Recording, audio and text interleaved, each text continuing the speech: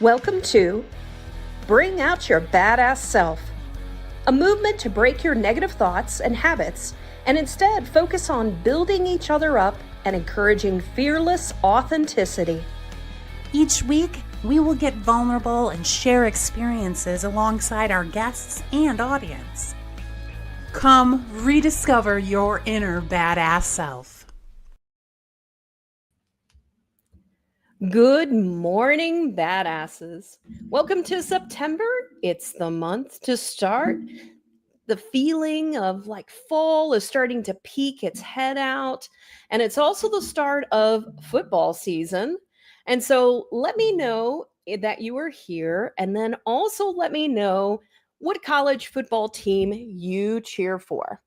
So I am trying to monitor on the other side to make sure that everything is going all right, but I need to turn down that volume on my phone. So I'm just trying to make sure that I don't miss anybody's comments. So I have that up on another screen, trying to multitask, do everything myself. But let me know you're here. Let me know what college football team you cheer for. I am a Mizzou fan, and I'm hoping that they do better this year, although their preseason ranking isn't too high. But for my Mizzou fans out there, we're still cheering them on, right? All right. And so, what college football team gets you screaming at the TV? And I started to think about that. And funny enough, I was not a football fan before I met my husband. And I knew the basic rules. Like I knew when you hit when you kicked, when you made a touchdown, it was 6. When you got a field goal, or when you hit it through the uprights, you got 1. But as I started to play college pick'em with my husband and other people, it was all about money. And then I was like, I'm competitive. So I was like, I'm going to learn more. And there was this commercial back when I was starting to learn football that used to air whenever I was first learning more about football. And the commercial was about a girl meeting her boyfriend, calling it, calling a touchdown a goal or something like that. And she knew nothing about football. Now, I wasn't that bad off, but as the commercial continues, she becomes an expert and she's yelling at the ref, come on, ref, pass interference, offsides, illegal formation. So she is like getting really passionate about and knowing all of these terms all of a sudden. And the guy just stares at her and he's questioning the person that he's created and observing how much she has picked up and learned. And Jay has said that commercial reminds him of me. I'm calling safety and I'm putting up my hand and yelling at the TV. So I'm curious to see from you guys what teams you are also screaming for. And so let's go into the comments, see who is here. Let me go back up to the top. All right, we have Maria coming in. She says, happy Friday. So welcome, Maria. So good to see you. She's coming in from YouTube. We also have Carmen. She says, good morning, my favorite beautiful badasses. Yes, good morning to all the badasses out there this morning. Maria says, I enjoy doing things out in the world during sports ball. No lines, no waiting, and empty movie houses. So I take it you're not as big into sports. So you're into things with no lines, no waiting, Maria. So let us know if I have that correct, if you're not really into sports. Jennifer J. Rose says, good morning, badass. Listening when I can, as usual, while working, sending my love and good juju this your way. Have a great show and a weekend. Thank you, J. Rose. Thanks for dropping by. All right, Miss Carmen is our first person letting us know UCLA. Let's see, did UCLA win last week? Oh, I don't think they did. Carmen, did they? I have a feeling that was in my pick'em, and I have a feeling they didn't win. But you can correct me if I'm wrong. Lisa's coming in. She says, happy Friday, badasses. Maria says, no, it reminds me. Oh, I'm trying to get this to come up. Give me just a second. Gotta There we go. All right. So Maria says, no, it reminds me of Rome and the Colosseums. I'm sorry about that, Maria.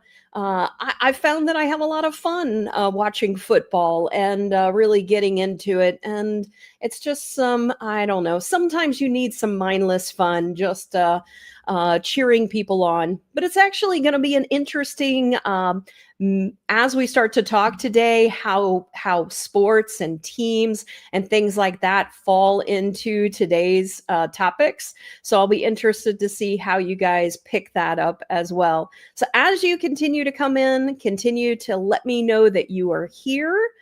And let me go ahead and come back over there, and let's remove that banner. The other thing that is going on is that fall also reminds me of the US Open. And for all of my tennis fans out there, tennis was my jam back in the day, and I miss it. I don't do it anymore.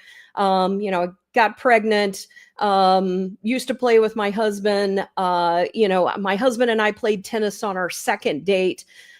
Yes, he beat me, but barely. I held my own. He only beat me 7-5. We only played one at that time. On our second date, we played one set.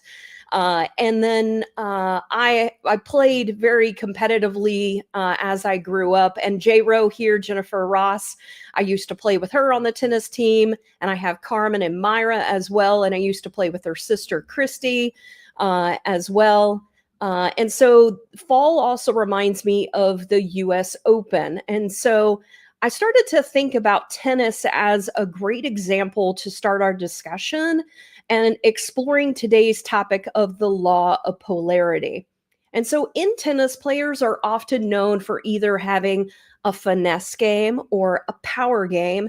So my question, to you to think about, and I would like to get your thoughts, and then I'll be coming back to this, is must a tennis player choose one style, meaning that they're finesse versus power over the other? And so if you're just wanting to give a quick answer, then just give a thumbs up. If no, thumbs down, give something else. If it's a different emoticon, or just give even more. Like if you have more thoughts on this as well, let me know that as well. So this is really going to fall into our topic today. And for those that don't know tennis, a finesse player is someone that is known for their subtlety, their delicate shot making, and a power player relies on that raw strength and aggression. So what I'm wanting to know is, must a player choose one or the other? And so add in your emoticons or add in a comments, and I'm going to check back later. And so, as we jump in today's topic of the law of polarity, it states that everything in the universe has an opposite, and it helps us recognize the difference between positive and negative thoughts, allowing us to change unwanted thoughts into desired ones.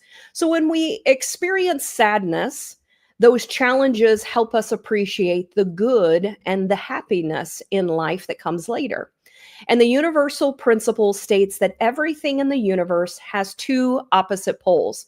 However, these opposites are actually two different degrees of the same continuum rather than separate entities.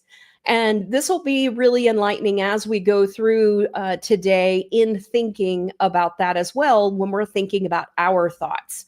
And what looks like opposites are simply endpoints on the same scale.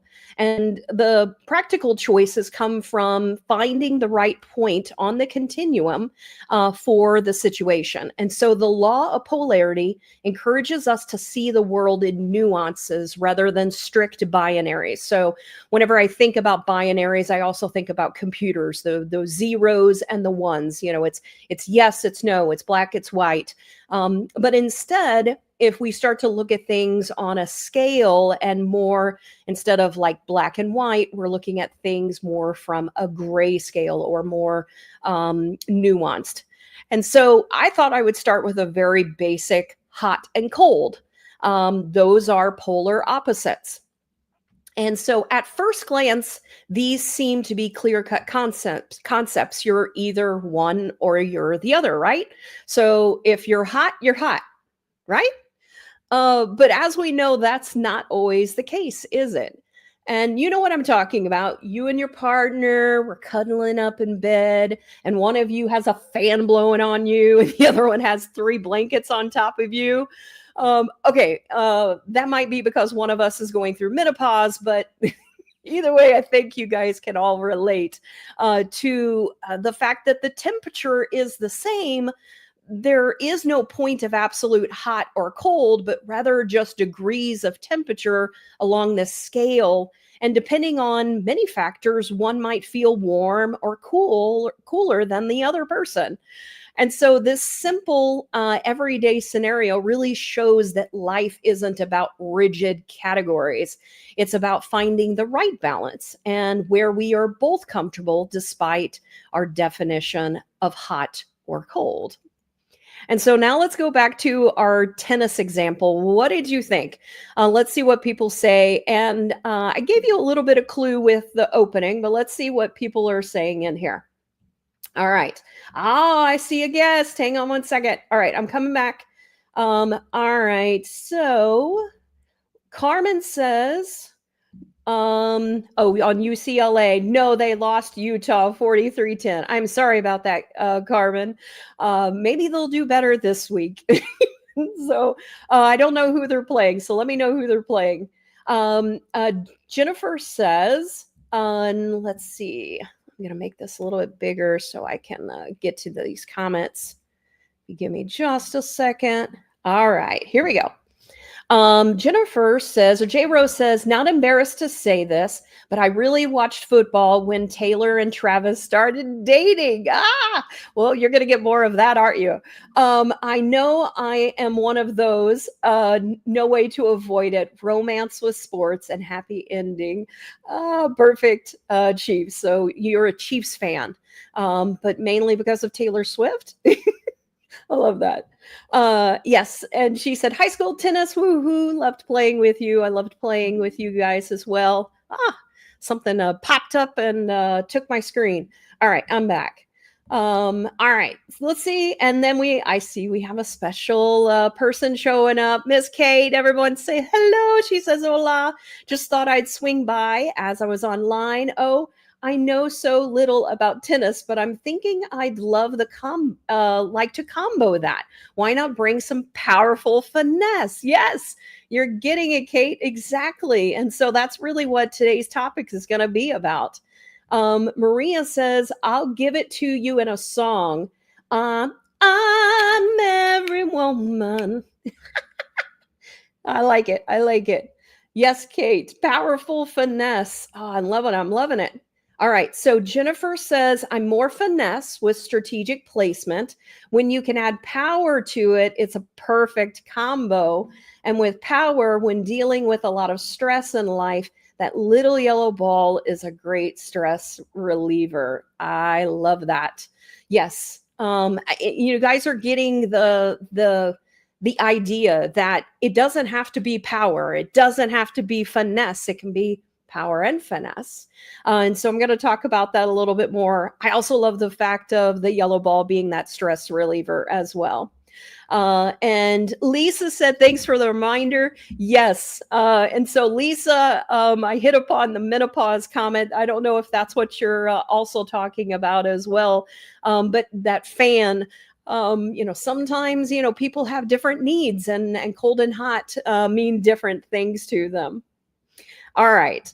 So let's jump back into it. Thank you for providing me that fun outlet of talking about tennis and looking at how finesse and power might be considered opposites in tennis, but when we apply the law of polarity, we can learn and consider other things. And so when applying that law to finesse and power in tennis, it suggests avoiding the extremes and instead finding that middle ground. And just as J-Ro was saying and Kate was saying, the law shows that finesse and power aren't opposites, but rather they can be both valuable depending on the situation. And they really represent sort of the shades of duality. And the key is really blending both in a balanced way. And this approach can lead to a more effective playing on the court. And I think, I was more power, but with power, I would hit the ball, and then whenever I would hit the ball, I would overhit it. So I had to learn more about the finesse side of the house to be able to make that power more effective in what it is that I was doing. And so when we learn that these aren't strict opposites, that must be, that both must be chosen to be able to help us, that we don't really want to choose one or the other, but instead they exist on a continuum and with a mix of shades in between. And that's really what today's topic is going to be about. And so that finesse involves that subtlety and delicate shot making, and the power relies on the raw strength and aggression, and they each have their own merits depending on the situation.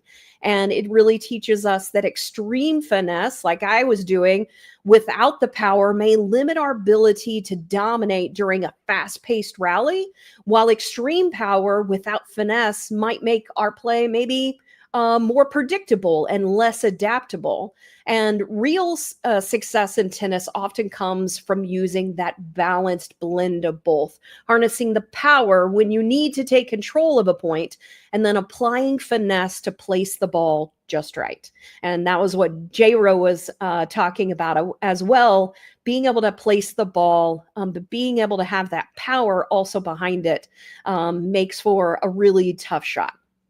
And so as we start to think about things today, even with just that example of finesse and power and hot and cold, a lot of times we view things in a black and white, the opposites. And the law of polarity invites us to explore the full spectrum of play. And we learned that the best strategies often involve blending, adapting, and shifting the balance in response to the flow of the game, and ultimately leading to a more in-depth game. All right, so I have another question for you. I also see we have some more people joining us. So I have another example or another question that I wanted to pose to you. And I know that Carmen and Myra will love this if Myra is on today. And so on a scale of 1 to 10, 10 being everything is identical, are identical twins exactly the same? So that's my next question. And while you guys are answering that, I wanted to maybe get into a fun little story. And I hope Myra and Carmen don't mind me sharing this, but I thought it was a funny story about twins. And it's one of those stories that make you wish that you were a twin. And I was telling my daughter this story the other day. And Carmen and Myra when they were growing up, they were split up in kindergarten. And Carmen went in the morning and Myra was scheduled to go in the afternoon. And the fact that they had to go to kindergarten at separate times tells you something about how fun they are. They were already getting into mischief at an early age. And that's one of the things that I love about them. Carmen would go to school in the morning. She would learn the curriculum and the lessons. And they decided that Myra and Carmen then decided that Carmen would then go again in the afternoon for Myra. And you guys will have to remind me why you did this, but Carmen got away with it for a while until the teacher noticed Carmen pretending to be Myra started moving forward with instructions before they were given. And I told my daughter this, and she was just really jealous. She was like, I want a twin. She's like, and can that twin go to school for me? So I just thought that was a fun story just to tell about twins while we're sort of thinking about this answer, or the answer to this question on a scale of 1 to 10. Are identical twins exactly the same? So let's see. We have some people joining us. I'm going to say hello to them as well. So hang on one second. We have Abbas, thank you so much for joining us. He says good morning. We also have Kim. She says a good morning and happy Friday to my amazing badass friend. Thank you, Kim. Okay, so Kim says a 4. Oh, Carmen gave us the answer. She paid her in candy to go for her. Oh, I love that. All right. Ooh, Maggie, thank you for joining us. She says a 9. Okay. I like it. So we have quite a diverse answers there. And so when we are thinking, when you were thinking about your number, did you think about DNA? How alike DNA is, personality, looks. What type of things did you keep in mind when you were thinking about your particular number? And then what if I also told you that up until 2021, scientists thought that DNA was identical for identical twins. But now, what they have found is that standard tests show they are identical, but deeper tests now show there are variations. And so, now what number would you choose? So, Maggie, now knowing that identical twins aren't actually identical, even with DNA, would your number go down? And I know until I learned this new fact, I would have had a higher number. It was something I actually had just researched recently when my daughter and I were talking about twins. And I was like, oh, I didn't know that. And so, with more information, I would adjust my number. But how often does that happen in life? And how often do you think people stick to their previous answer when provided new facts? And so I brought this up just to help us start to think about things in life that maybe sometimes we sort of stay in that polarity or in that fixed mode of thinking, even when provided new facts. And today, I want to get you thinking of how we can approach conversations differently. And when I say you, I mean me. So I want to say that I'm guilty at looking at things in more of a black and white view when most topics are actually different shades of gray. And I think we all can sort of relate to that. And we previously talked about black and white thinking before, but what if we approached what we discussed with others on this scale example more often? So instead of saying, yes and no, black and white, 0 and 1, what if we said on a scale of 1 to 10, where would you be in whatever the topic might be? It's common to look at the same issue and see it totally different. And so we see this into today's society. I think, uh, I am noticing it a lot in conversations. And I'm going to talk about that a little bit more. And I'll also say that today's topic for me was very just something that I felt like was really like good timing in helping me just view things in a different way. And sometimes we can't understand the why. And I often sometimes find myself saying, how the hell does someone view this way? And so I'm curious, do you ever get like that where you're like, what the fuck? Like, how can anybody view this any differently? And this particular law really helps us to understand and back up and say, okay, what am I missing? So maybe I can approach it differently. I can approach the conversation differently and say, okay, well, help me understand like the things that are important to you. Let's look at it on a scale. And so I have a couple more comments coming in. Let me go to them real quick. Yep. Kim said ability. So I think that's related to the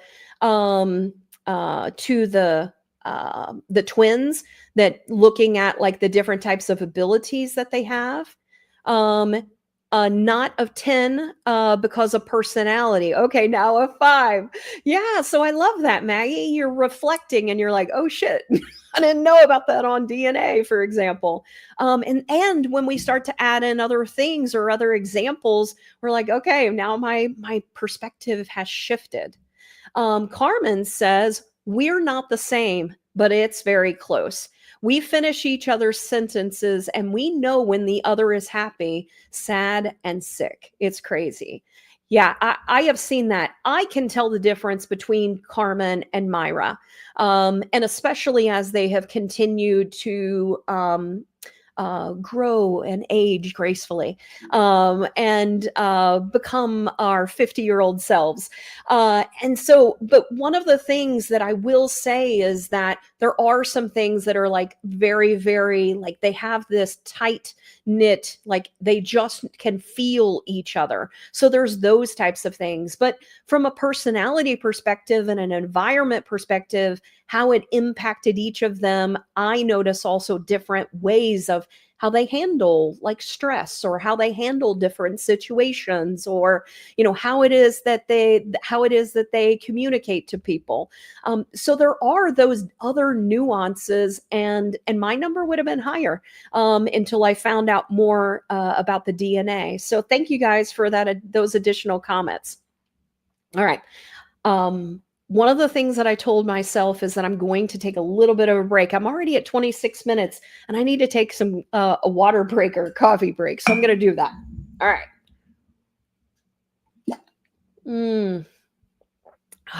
That'll help me.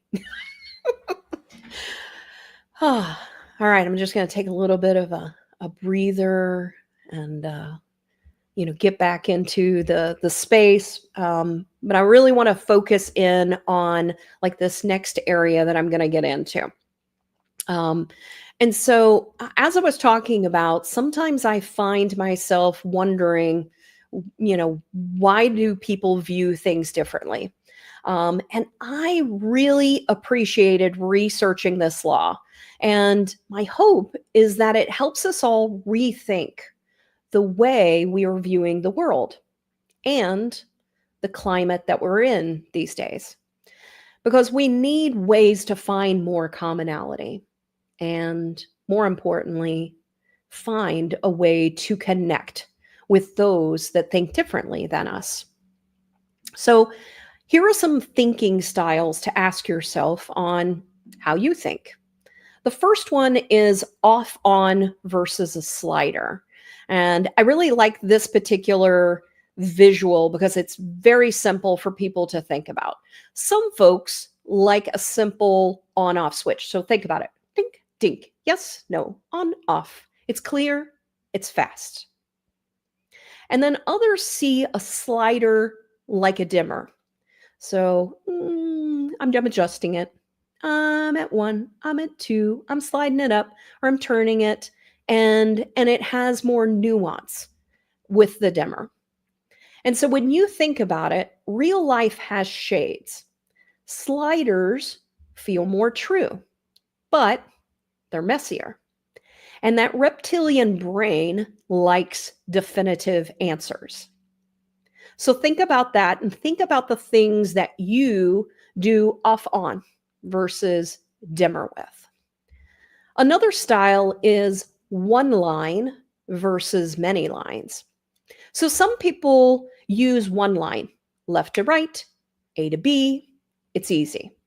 And others use a few sliders at once. So think about money issues, social issues, how much control the government should have. Should you be strict on one, chill on another? Think about yourself. At different times of your life, you might have been a one-line person. And this is the most important thing right now. And you probably have probably been nuanced when you think about those different types of topics. When do we tend to be a one-line person? When we feel threatened or unsafe, right? So think about that with the different things that you get riled up about. Think about like, nope, I'm this. It's that one-line person. It's that on-off switch as well. It's the yes, no. And so we tend to look at things when we are feeling threatened or unsafe as this is how it must be. How does that negatively impact our ability to be able to explore and find other options? Uh, yes. So thank you for joining us, Joan. She says twins are not identical. Nothing is 100% identical. Thank you for that. And so, as we start to think about some other styles, another style to think about is labels versus actions versus feelings. And so, some define people by the label they claim. So, I am this, so therefore, you are that. So, you said you're this, I'm going to give you that label. I'm going to honor what your label says. Others judge by what someone does. And then others go by what a person feels inside. And so think about that. Those are sort of different yardsticks, different answers on how we end up defining things or judging things or valuing things. And so where do you tend to lean towards? Might it depend upon the person or maybe the label or maybe even the action or the situation? Think about maybe a bad experience that you had. Do those bad experiences cloud your thoughts? Maybe you had a bad experience with insert whatever that is here. So that's why you now treat people that remind you of those type of people, whoever that might be, a particular way. So think about that. When you're dealing with labels and trying to define things, sometimes that can be helpful, sometimes that can be harmful. Sometimes when we're judging things by what someone does, sometimes that can be harmful and sometimes that can be helpful. But when do we know and how do we know? And so I'd be curious to see what it is that you guys have done in trying to understand people more, and how your past experiences have influenced you. Maybe people that act a certain way, you cringe and judge them based on that action. But are you doing it without knowing the context? And that's a lot of times the key things that we tend to overlook. Maybe we also put someone in a box because you felt a specific way. And so think about those things, those experiences, and the labels and the boxes that you put people in, because of it's either because you're saying that person wanted that label, or you're judging that person based on actions, but maybe you don't know all the context, or maybe you're feeling a particular way, so you're trying to honor how you're feeling, but maybe you're also doing it in a way where you're also pigeonholing an individual as well. And so another thinking style to think about is fixed versus changing. Some have views they consider to be set in stone. You hear the phrase, you can't teach old dogs new tricks. Once a cheater, always a cheater. And others think people change. So when do we decide to give people a second chance? And do we do it with expectations they will improve? Or do we go in thinking, I'm about to show them I was right? So think about the things that we do, whether you have a fixed or changing view set. And the next thinking style is sacred values versus trade-offs. For some, certain values are holy, like life, freedom, dignity. And those are things you just don't bargain with for you. For others, most choices are trade-offs. And you give a little here and you give a little there. And you get a little here and you get a little there. And so what values do we hold that might be holding us back? What happens when we don't hold up those values? And I'll give you an example of this. If you believe it's against your values to get divorced and then your spouse divorces you, now what? What do you think about yourself? How does that impact your worth? And if we go back to the previous example, doesn't context matter? Where did we learn these sacred values, and can we not evolve? In reality, we still need boxes sometimes. We have ballots, we have laws, we have forms, we have polls, and they make us pick a box. And even if reality is in between, the system wants a clean choice.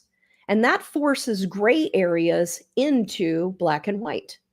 So, what I want to know from you is, what is the impact of being forced into a box? And so, I want to hear from you on maybe times that you have been forced into a box and you're like, but that's not all of it. Like that's just putting it in that yes no, that on off, that 0, that 1 my mentality of things. And without understanding the context, without understanding more about someone's story, we're making assumptions. And so society is continuing to push for extremes. Why are they doing this? Think about it. They're doing it to generate clicks, to hype us up. Groups in social media reward hot takes, sharp labels, and drama. But at what cost? And whenever I think about sometimes the things that I will talk about, the nuances get fewer likes.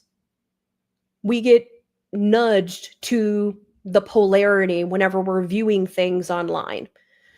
But I started thinking, what can we do to be able to make sure that we're looking more at the gray area and leave more opportunity for conversation? And this is something I've been struggling with. Like, I get pulled into sometimes that polarity, and I'm like, Sarah, like, stop doing that. And I get pulled into it, and I'm like, okay, but how do we get past the polarity that the world is trying to pull us into? If you never need to leave early, or if you need to leave early rather, here's a key takeaway that I want you to think about. If someone sees if someone sees it also in another way, there is not always a right and a wrong. And what I mean by that is that a lot of times we look at things online, for example, and we're like, that person's wrong, that person's right. The question is, we might need actually a different map. And so, what are the things that we can do to determine which map they're using?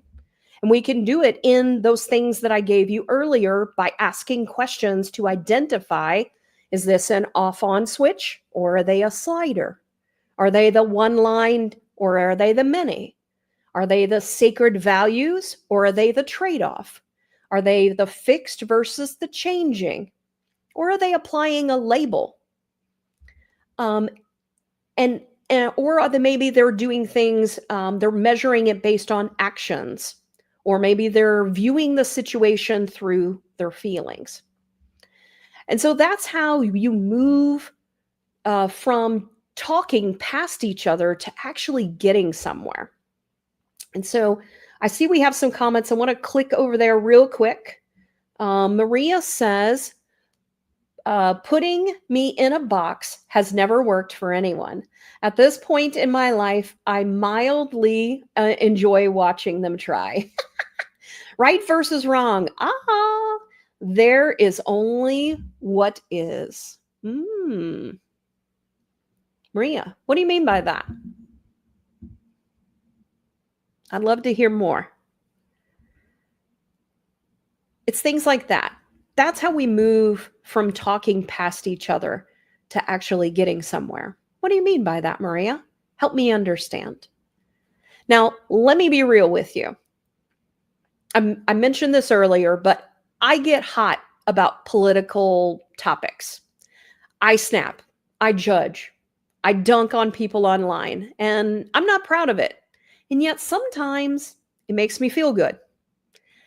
And as I have dug into the law of polarity, it is messing with me in a good way. It is making me slow down and ask, how can I do better? And I think that's half the battle, is us stopping and saying, you know what? Even though this is making me feel really good and going to the polarities, is that actually helping us? And right now, our country, it feels like it's at a boiling over point. We're split, loud, and honestly, we're all fucking tired. But this idea of polarity might actually help us cool down and connect again. So here is the simple version. Most things in life aren't off and on. They're sliders.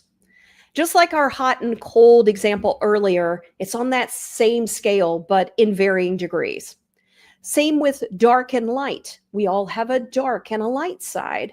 Slide up, slide down, find the best result. Finding that best result is finding that balance in the situation. And politics works like that too. But we act like it's a light switch, my side, your side. But that's not real life. That's a trap.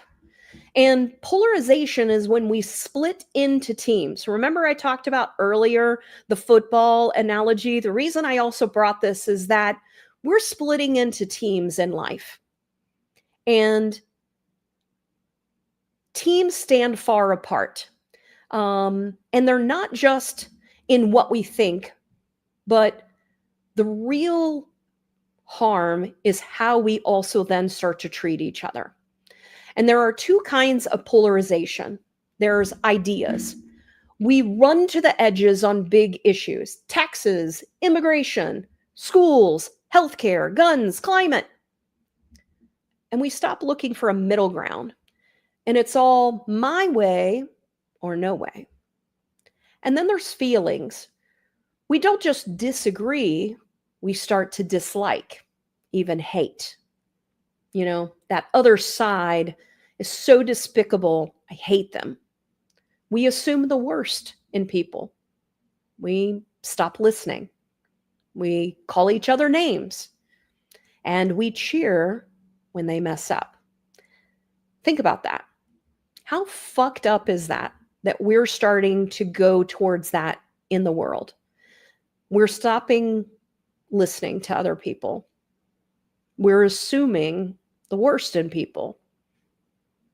We're pulling people down in life. And it honestly makes me sad. But what I want to focus on is how that shows up in real life. It shows up by family dinners turning into fights. People go quiet and leave.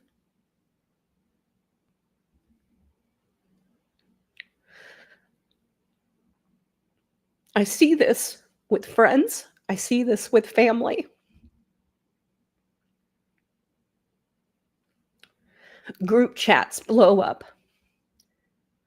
Someone posts a meme and boom, it's war. And at work or at school, you hide what you think so you don't get dragged into how to resolve the actual issue. Online, we dunk, we clap back. We post to score points, not to learn. We sort our friends. If you're with them, you can't be with me. How does that polarizing tactic working for us? So what I want to do is I want to dive into why this happens and how we can do better. The thing is our brain loves teams. Us versus them feels simple and it feels safe. Those two big parties make it easy to pick a jersey and boo the other one. leaders, influencers, what's happening with them? They're just profiting off of the drama. Anger keeps people's attention. Media and social media reward shouting, not listening. Apps and feeds show us more of what we already agree with, but we get stuck in a bubble. We're loud, we have angry posts, and those get more clicks. Calm and fair doesn't go viral. Then there's the other split stack on top. And what that means is other splits stack on top of each other refers to the different social divides that line up with party identity instead of cutting across it. So disagreements don't just sit on one issue, they pile up, making the two sides feel even further apart. Examples of splits that you might see, or splits that often stack on each other, is global versus local, urban versus rural, college educated versus not college educated, religious versus secular, different races versus other ethnic groups, younger versus older, straight versus LGBTQIA, pro-choice versus pro-life, different media ecosystems where people get their news, types of work, whether you're a knowledge and office person or a manual versus industrial.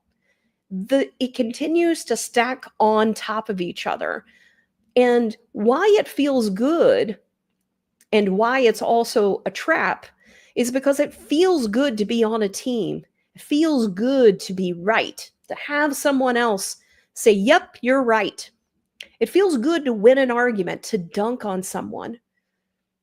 But that high fades and the mess stays, and there becomes no progress in the middle.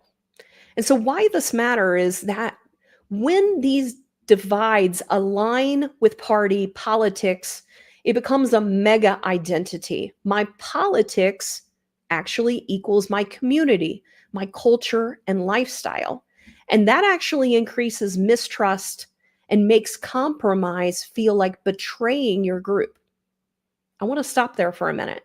Think about that. It increases mistrust and it makes compromise feel like you're betraying your group. So think about what we're faced with today. When we protect our group at all costs, what are we willing to ignore? And why is that a problem? Well, we stop solving problems. We shout. People get scared to talk. We learn less. We grow less. The government freezes. Compromise, like I said, looks like a betrayal. Trust breaks and neighbors turn into enemies. Lies spread faster. We just share what fits our team. We don't check to even see if it's real or not, or if it's true. It wears us down because of the constant noise, the stress, and we feel more isolated and alone at times when less people around are no longer supporting our team. And let's face it, our democracy gets weaker. So what can we do? Thank you, Carmen. So let me, I am getting vulnerable. Sometimes when I get passionate, sometimes I feel these things. And so I love you as well. So how do we spot it in ourselves? When we want the other side to look dumb, when we say they all or they never a lot, when we only read headlines that confirm our side, when we refuse to admit our side messed up or we messed up, you're more excited to post than understand. But here's the key about polarity. The opposites aren't enemies. They're both important. If you push one too far, it hurts. If you ignore one, it hurts too. And as we said earlier, we need the balance. We need that finesse. We need the power. We need hot. We need cold. We need light. We need dark. So check out these particular pairs and think about how you view them. Freedom, safety. We want both. But all freedom, people get hurt. All safety, people get crushed. Fairness and rewarding hard work. Everyone deserves a fair chance, and effort should pay off. Local control and national standards. Local knows local, and national keeps things fair. Tradition and change. Funny enough, where I grew up, that was their motto, tradition and change. And I always thought, oh, that's oxymoron. But now I look at it differently. Tradition holds wisdom. Change fixes what's broken. Open markets and safety nets. Businesses make jobs. Safety nets help people when life hits hard. We can't have one without the other. Do you see the pattern? It's neither either or, it's both and. And the question is, where do we set the slider for each situation? So, how do we turn down the heat and connect again? Well, one, we see values, not villains. And we ask, what good things is this person trying to protect? Most people are guarding something real: family, safety, freedom, dignity. So think about that. When we assume the worst in people, we're going to find it. But when we assume the best in people and ask questions, that's when we really start to connect with people and get a better sense of how we can balance things. So name the shared goal is the first step to do. And then we usually want the same ends. So for example, we want safe streets, good jobs, healthy kids, clean air, respect. And then we fight about the paths. But we also have to admit to the trade-offs. Every choice has a cost. Grown-ups can handle both the good and the hard parts. Another thing to think about is use those sliders, not labels. Try a 0 to 10 question on freedom. 0 to safety, on freedom 0 and to safety 10, where are you? Where would you move that slider? What would you move, one step? Where one step is progress. So think about that for yourself. Freedom, safety. I probably am a little bit more on freedom when I think about it. But what about you? The other thing to think about is don't twist people's words. First, say their views back to them and say yes, and then wait for them to say, yes, that's what I meant. This is one of the things that I've been working on. There are several of these that I'm like, okay, how can I continue to do better? And this one is one of the things that I think is important, is being able to go back to someone and say, okay, here's what I'm hearing.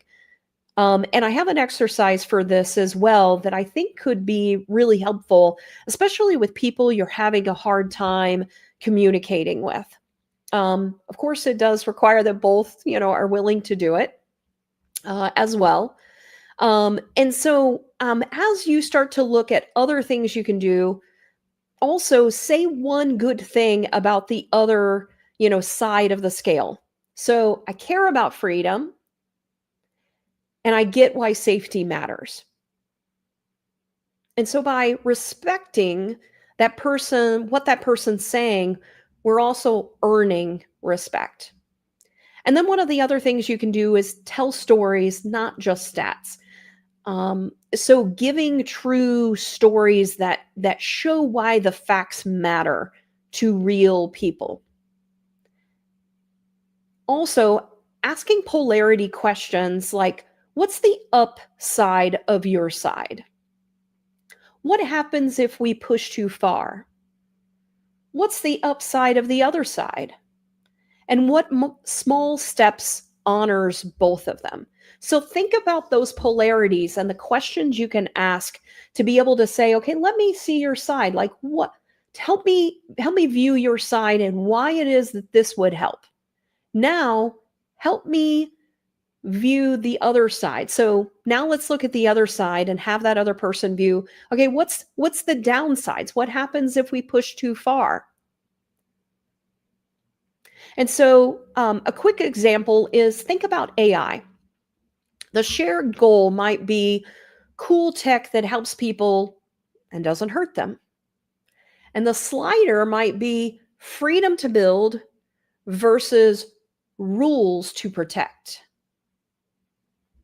Now think about the risk. No rules, people get hurt. Too many rules, progress stalls. A both and step is test the new idea in a sandbox with guardrails and then review the rules on a schedule that don't get stale. And so that's just an example of how you can use that. A daily habit that we can adjust that actually can help is to read more than one trusted source. Get both sides. Reward nuance online. Like and share posts that are fair, not just loud. Join groups where politics isn't the main thing you talk about. Sports, music, service, doing other things. Use for now language. So right now, I'm on a 7 on this, but I'm going to leave room to learn. And then lastly, try arguing the other side as if you believe it. It actually can help build empathy and sharpen your thinking.